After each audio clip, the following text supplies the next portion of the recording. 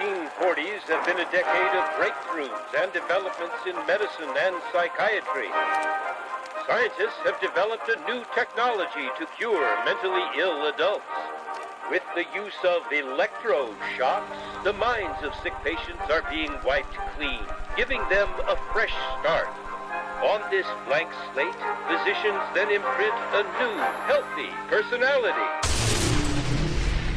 Remaking people, shocking them into obedience. This is a story about that powerful idea. In the 1950s, it caught the attention of the CIA. The agency funded a series of experiments. Out of them was produced a secret handbook on how to break down prisoners. The key was using shock to reduce adults to a childlike state.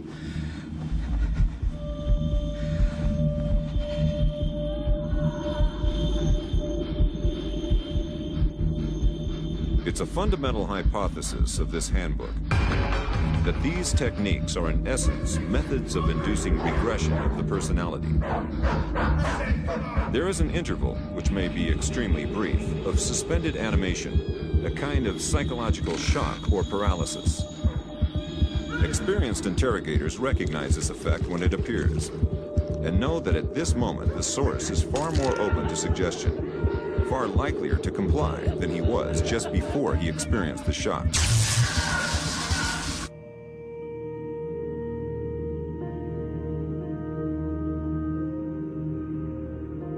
But these techniques don't only work on individuals. They can work on whole societies. A collective trauma, a war, a coup, a natural disaster, a terrorist attack puts us all into a state of shock. And in the aftermath, like the prisoner in the interrogation chamber, we too become childlike, more inclined to follow leaders who claim to protect us. One person who understood this phenomenon early on was the most famous economist of our era, Milton Friedman. Friedman believed in a radical vision of society in which profit and the market drive every aspect of life, from schools to healthcare, even the army. He called for abolishing all trade protections, deregulating all prices, and eviscerating government services. These ideas have always been tremendously unpopular, and understandably so. They cause waves of unemployment, send prices soaring, and make life more precarious for millions. Unable to advance their agenda democratically, Friedman and his disciples were drawn to the power of shock.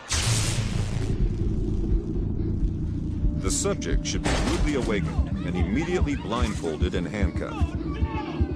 When arrested at this time, most subjects experience intense feelings of shock, insecurity, and psychological stress. The idea is to prevent the subject from relaxing and recovering from shock.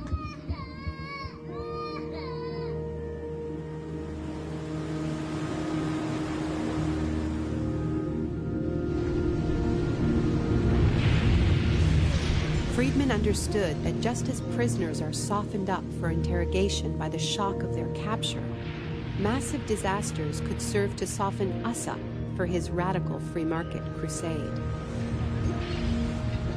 He advised politicians that immediately after a crisis, they should push through all the painful policies at once before people could regain their footing. He called this method economic shock treatment. I call it the shock doctrine. Take a second look at the iconic events of our era, and behind many, you will find its logic at work. This is the secret history of the free market. It wasn't born in freedom and democracy. It was born in shock.